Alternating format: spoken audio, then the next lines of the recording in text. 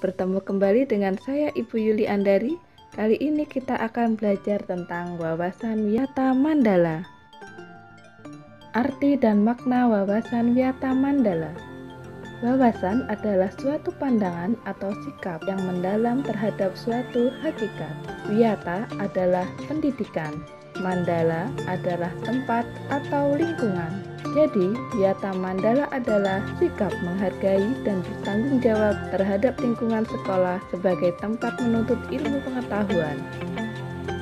Unsur-unsur Wiyata Mandala ada 5, yaitu 1. Sekolah. Sekolah merupakan lingkungan pendidikan. 2. Kepala sekolah. Kepala sekolah mempunyai wewenang dan tanggung jawab penuh atas penyelenggaraan pendidikan dalam lingkungan sekolah. 3. Guru dan orang tua siswa. Antara guru dan orang tua siswa harus ada saling pengertian dan kerjasama erat untuk mengemban tugas pendidikan. 4. Warga sekolah. Warga sekolah di dalam maupun di luar sekolah harus menjunjung tinggi martabat dan citra guru. 5. Masyarakat. Sekolah harus bertumpu pada masyarakat sekitarnya dan mendukung antar warga. Sekolah dan fungsinya. Sekolah merupakan tempat penyelenggaraan PBM, menanamkan dan mengembangkan berbagai nilai, ilmu pengetahuan, teknologi, dan keterampilan. Sekolah merupakan lembaga pendidikan formal tempat berlangsungnya PBM untuk membina dan mengembangkan 1. Ilmu pengetahuan dan teknologi. 2. Pandangan hidup atau kepribadian. 3. Hubungan antara manusia dengan lingkungan atau manusia dengan Tuhannya. Dan yang keempat, kemampuan berkarya.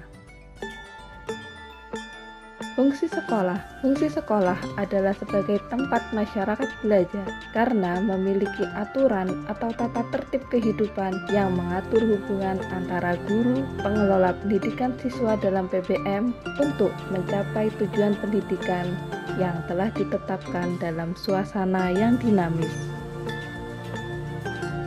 Ciri-ciri sekolah sebagai masyarakat belajar. 1. Ada guru dan siswa, timbulnya PBM yang tertib. 2. Tercapainya masyarakat yang sadar mau belajar dan bekerja keras. 3. Terbentuknya manusia Indonesia seutuhnya. Prinsip sekolah. Sekolah sebagai Wiyata Mandala selain harus bertumpu pada masyarakat sekitar, juga harus mencegah masuknya paham sikap dan perbuatan yang secara sadar ataupun tidak dapat menimbulkan pertentangan antara sesama. Sekolah tidak boleh hidup menyendiri, melepaskan diri dari tantangan sosial budaya dalam masyarakat tempat sekolah itu berada. Sekolah juga menjadi suri teladan bagi kehidupan masyarakat sekitarnya, serta mampu mencegah masuknya sikap dan perbuatan yang akan menimbulkan pertentangan. Untuk itu, sekolah memiliki prinsip-prinsip sebagai berikut. 1. Sekolah sebagai wadah atau lembaga yang memberikan bekal hidup. Dalam hal ini, sekolah seharusnya bukan hanya sekedar lembaga yang mencetak para intelektual muda, namun lebih dari itu, sekolah harus menjadi rumah kedua yang memberikan pelayanan dan pengalaman tentang hidup, mulai dari berorganisasi, bermasyarakat atau bersosialisasi, pendidikan lingkungan hidup, atau bahkan pengalaman hidup yang sesungguhnya. 2. Sekolah sebagai institusi tempat peserta didik belajar di bawah bimbingan pendidik. Bimbingan lebih dari sekedar pengajaran. Dalam bimbingan, peran pendidik berubah dari seorang pendidik menjadi seorang orang tua, bahkan menjadi seorang kakak. 3. Sekolah sebagai lembaga dengan pelayanan yang adil merata bagi stakeholdernya. Hal tersebut bisa berupa pemerataan kesempatan mendapatkan transfer of knowledge maupun transfer of experience dengan tanpa membedakan baik dari segi kemampuan ekonomi, kemampuan intelijensia, dan juga kemampuan fisik. 4. Sekolah sebagai lembaga pengembangan bakat dan minat siswa. Prinsip ini sejalan dengan teori multiple intelligence yang memandang bahwa kecerdasan intelektual bukanlah satu-satunya yang perlu diperhatikan oleh lembaga pendidikan, terutama pendidikan sekolah. Kemampuan bersosialisasi, kemampuan kinestetik, kemampuan seni, dan kemampuan-kemampuan lainnya juga perlu diperhatikan secara seimbang. 5. Sekolah sebagai lembaga pembinaan potensi di luar intelijensi. Peningkatan kemampuan intelektual, emosional, maupun kemampuan-kemampuan lainnya mendapat perhatian yang seimbang. 6. Sekolah harus memberikan perhatian serius untuk mengembangkan kemampuan emosional dan sosial, kemampuan berkomunikasi dan berinteraksi, kemampuan bekerja sama dalam kelompok, dan lain-lain. 7.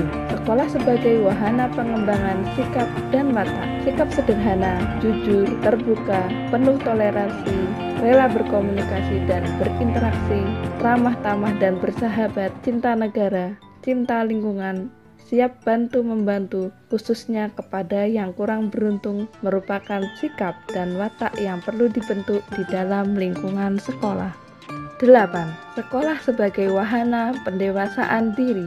Di dalam dunia yang berubah begitu cepat, salah satu kompetensi dasar yang harus dimiliki tiap peserta didik adalah kompetensi dasar belajar secara mandiri. Dengan proses pendewasaan yang diberikan di sekolah, pendidik tidak lagi perlu menjejali pemikiran peserta didik dengan perintah.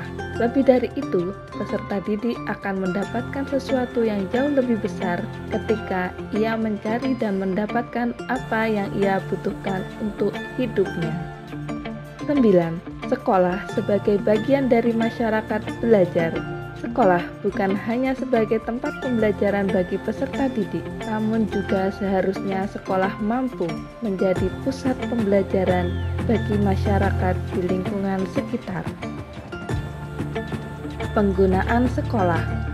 Sekolah sebagai suatu lembaga pendidikan yang diperuntukkan sebagai tempat proses kegiatan belajar mengajar. Sekolah tidak diperbolehkan dijadikan sebagai tempat 1. Ajang promosi atau penjualan produk-produk perniagaan yang tidak berhubungan dengan pendidikan. 2. Sekolah merupakan lingkungan bebas rokok bagi semua pihak. 3. Penyebaran aliran sesat atau penyebarluasan aliran agama tertentu yang bertentangan dengan undang-undang. 4. Propaganda politik atau kampanye. 5. Syuting film dan atau sinetron tanpa seizin pemerintah daerah. 6. Kegiatan-kegiatan yang dapat menimbulkan kerusakan, perpecahan, dan perselisihan sehingga menjadikan suasana sekolah tidak kondusif. Penataan Wiyata Mandala dalam upaya ketahanan sekolah. Ketahanan sekolah lebih menitik beratkan pada upaya-upaya yang bersifat preventif. Untuk menjadikan sekolah sesuai dengan tujuan dan fungsinya, perlu dilakukan penataan Wiyata Mandala di sekolah melalui langkah-langkah berikut.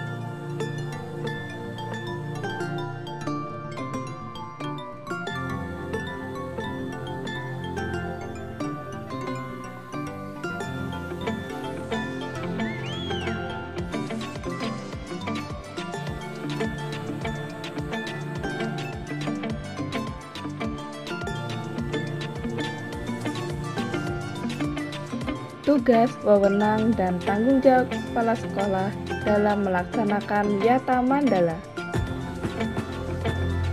Kepala sekolah sebagai pimpinan utama bertugas dan bertanggung jawab memimpin penyelenggaraan belajar mengajar, serta membina pendidik dan tenaga kependidikan, serta membina hubungan kerjasama dan peran serta masyarakat.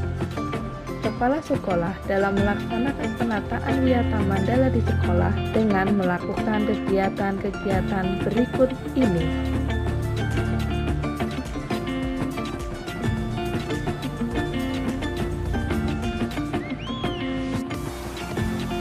Mekanisme dalam pelaksanaan Wiyata Mandala. Dalam rangka pelaksanaan Wiyata Mandala, perlu upaya penanggulangan secara dini setiap permasalahan yang timbul sehingga dapat menghilangkan dampak negatifnya, yaitu dilaksanakan secara terpadu, bertahap, dan berlanjut sebagai berikut.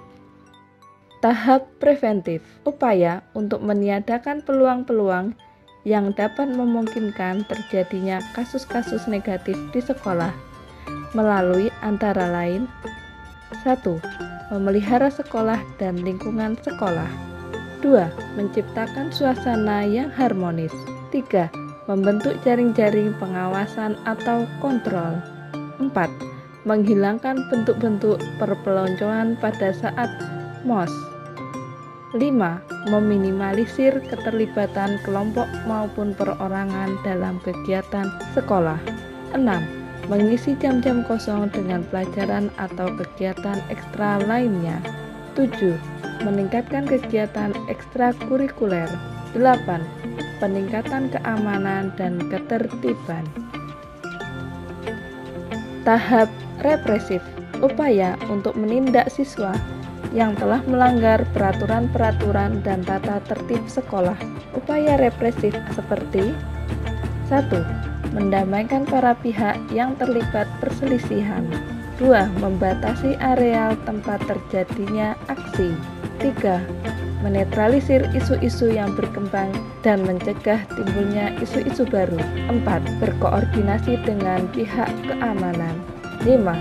Mengungkapkan lebih lanjut keterlibatan pihak luar sekolah. 6.